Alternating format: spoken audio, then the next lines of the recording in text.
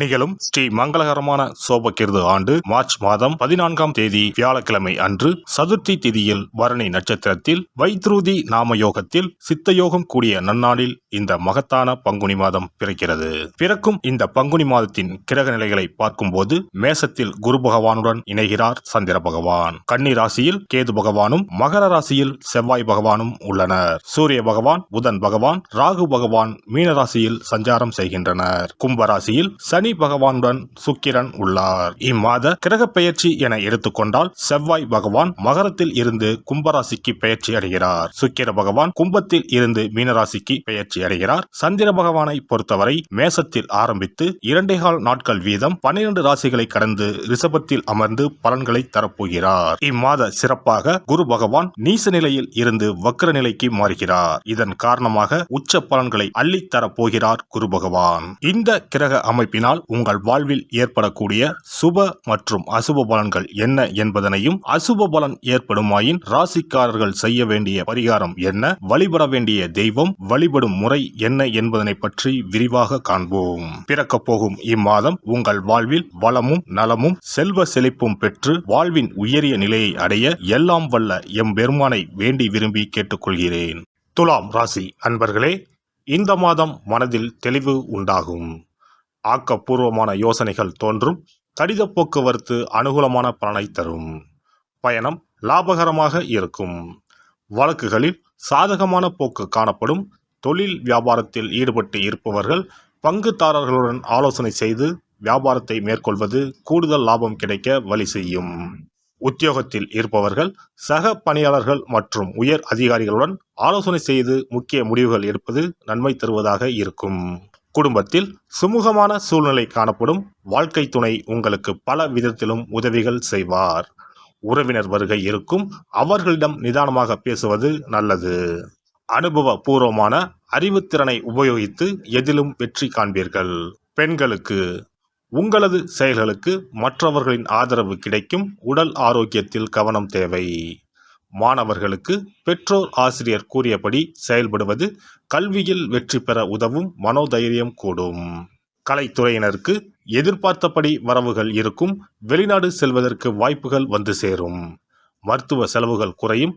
அரசியல் துறையினருக்கு கடந்த காலத்தில் உங்களை விட்டு சென்றவர்கள் விரும்பி வந்து சேர்வார்கள். உறவு பலப்படும்.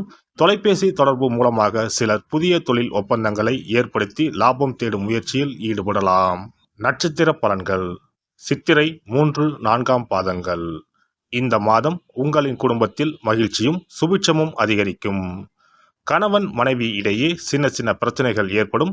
உற்றார் உறவினர்களின் அன்பும் ஆதரவும் மகிழ்ச்சி அளிக்கும். சுவாதி நட்சத்திரம். இந்த மாதம் தடைப்பட்ட சுபகாரியங்கள் தடப்புடலாக கைகூடி மகிழ்ச்சியை ஏற்படுத்தும். சிலருக்கு தொலைதூரங்களில் இருந்து நல்ல செய்திகள் வரும். பொருளாதார நிலை சிறப்பாக இருப்பதால் கடன்கள் அனைத்தும் குறைந்து சேமிப்பு பெருகும். விசாகம் 1, 2, 3ஆம் பாதங்கள். இந்த மாதம் குடும்பத்தில் மரியாதை கூடும்.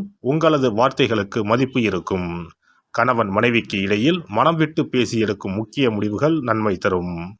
பிள்ளைகள் நலனில் அக்கறை காட்டுவீர்கள். வைஷ்ணவி தேவியை வழிபட்டு வர நோய் நீங்கி உடல் ஆரோக்கியம் உண்டாகும். பணவரத்து கூடும். அதிர்ஷ்ட கிழமைகள் ஞாயிறு மற்றும் வியாழன்.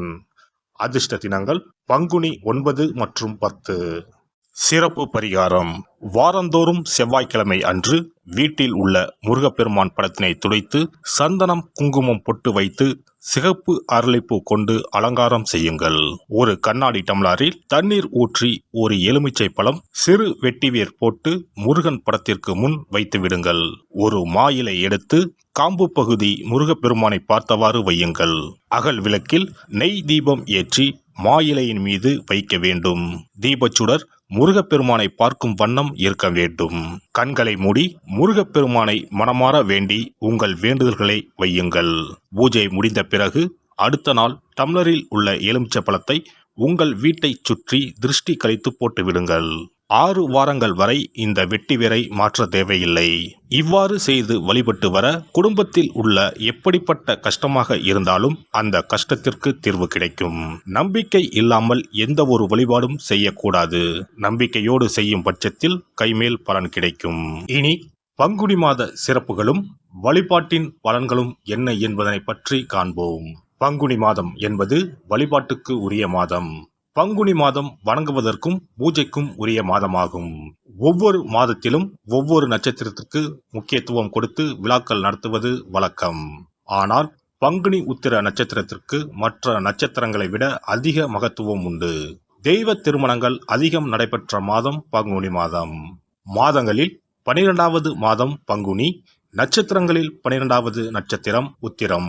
12வது மாதமான பங்குனியும் 12வது நட்சத்திரமான உத்திரமும் இணையும் புனித நாள் பங்குனி உத்திரம் என்று கொண்டாடப்படுகிறது. எனவே பங்குனி மாத உத்திரத்தின் சிறப்புகள் அதிகம். பங்குனி உத்திர நாளில் அனைத்து ஆலயங்களிலும் சிறப்பு வழிபாடுகள் நடைபெறும். கிராம கோவில்களில் அக்னி சட்டி ஏந்துதல், பூஜைகள் விமர்சையாக நடைபெறும். எண்ணற்ற ஆலயங்களில் சுவாமி அம்பாள் திருக்கல்யாணம் நடைபெறும். சிலருக்கு கைகூடாமல் திருமணம் தள்ளி போனால் பங்குனி உத்திர நாளில் விரதம் இருந்து இறைவனை வழிபட்டால் வெகு சீக்கிரம் திருமணம் கைகூடும் என்பது ஐதீகம். அதோடு காதலிப்போர் மனதுக்கு பிடித்தவரை கரம் பிடிக்கவும் பங்குனி உத்திர விரதம் இருப்பது மிகுந்த பலனை கொடுக்கும். பங்குனி உத்திரம் கல்யாண விரதம் என்றும் அழைக்கப்படுகிறது. 8 வகையான மகா விரதங்களில் கல்யாண விரதமும் ஒன்று. ஆகவே இந்த நாளில் திருமணம் ஆகாத இளையோர் விரதம் இருந்து தமக்கு நல்ல வரன்கள் கிடைக்க வேண்டும் என்று சிவபெருமானையும் பார்வதி தேவியாரையும் வேண்டுவது நல்ல பலன்களை பெற்றுத்தரும். இத்தினத்தில் மேற்கொள்ளும் விரதம் மிகவும் விசேஷமானது. நீண்ட நாள் ஒற்றுமையுடன் வாழ விரும்பும் தம்பதியர் விரதம் இருந்து சிவனுக்கும் சிவ பார்வதிக்கும் அபிஷேகம் செய்வார்கள். இந்த விரதத்தை முருகனை வேண்டியும் செய்யலாம். அதோடு அன்னதானம், வஸ்திரதானம் செய்வதும் சிறப்பானது.